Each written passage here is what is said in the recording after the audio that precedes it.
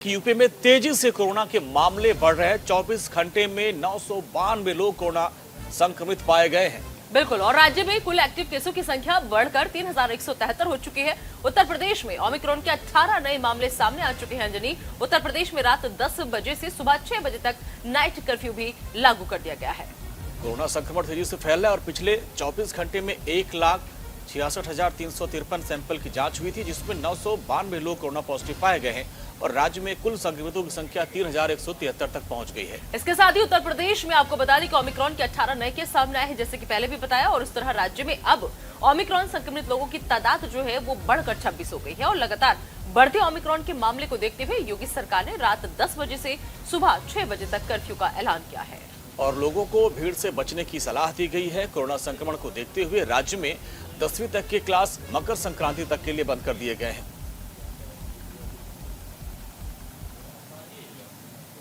तो उत्तर प्रदेश में कोरोना और ओमिक्रॉन बेकाबू होता जा रहा है। लोगों में दहशत फैल रही है और इसी मामले को लेकर यूपी के स्वास्थ्य विभाग क्या तैयारी कर रहा है और आखिर कितना घातक है ओमिक्रॉन, ऐसे तमाम सवालों को लेकर हमारे ब्यूरो चीफ विवेक तिवारी ने प्रदेश के DG medical health doctor Vedvrat Singh से खास बातचीत की। कोरोना की तीसरी लहर दस्तक दे रही है। उत्तर प्रदेश में कैसे हालात हैं, क्या तैयारियां हैं, ये बताने के लिए हमारे साथ डॉक्टर वेदव्रत सिंह हैं, डीजी मेडिकल हेल्थ। सर, अभी उत्तर प्रदेश में हम देख रहे हैं 2 हफ्ते से केसेस काफ़ी बढ़ते चले जा रहे हैं। लगभग 1000 के आसपास अब केसेस हमारे रोज़ आ रहे हैं। तो क्या इस अभी की रफ्तार कैसी है? नहीं, पहले से बढ़ रहे हैं। जो हमारे दिसंबर के प्रथम सप्ताह में केसेस कम थे, धीमे धीमे बढ़ते जा रहे हैं और हमारा डबलिंग रेट है वो भी कम होता जा रहा है।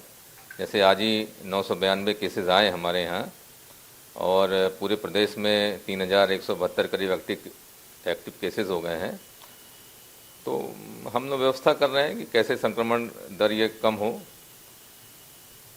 सर, तैयारी क्या है? सेकेंड वेव में हमने देखा बहुत सारी प्रॉब्लम्स, एक्सपीरियंसेस अच्छे नहीं रहे। इस बीच सरकार ने काफ़ी काम किया है, काफ़ी तैयारियां की हैं। वो तैयारियां क्या हैं और हमें अब तीसरी लहर से डरना चाहिए अगर हम तैयारियों को देखें उसके अनुपात में?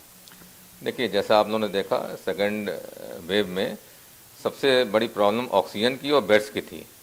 तो जैसा आपको मालूम है कि पूरे प्रदेश में 525 से ऊपर हमारे ऑक्सीजन जनरेटर प्लांट लग गए हैं और लगभग 30,000 से ऊपर ऑक्सीजन कंसंट्रेटर हमारे विभिन्न चिकित्सालयों में हैं। और ऑक्सीजन सिलेंडर तो पहले भी थे हमारे यहाँ। हम लोग निर्देश दिए हैं कि जितने भी हमारे ऑक्सीजन जनरेटर हैं सब क्रियाशील रहें।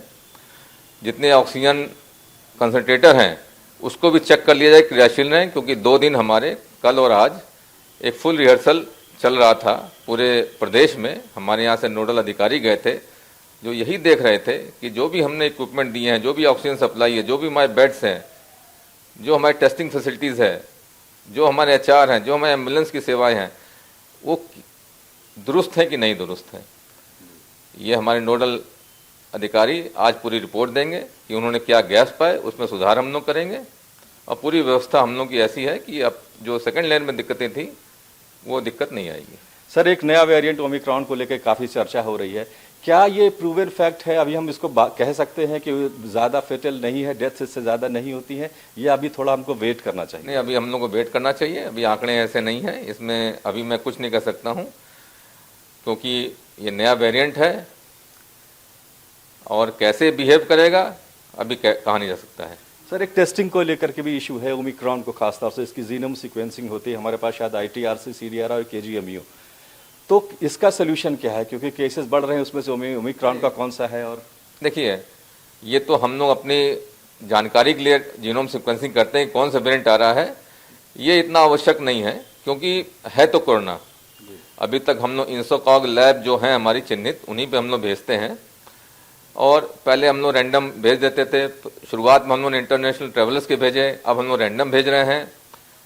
तो जैसे आज 18 केसेस ओमिक्रॉन के आए हैं, तो सभी सैंपल्स हम लोग जीनोम सीक्वेंसिंग के लिए नहीं भेजेंगे, सिलेक्टेड भेजेंगे, इसलिए कि मन देखेंगे कितना ये संक्रमण है इसका, ओमिक्रॉन का।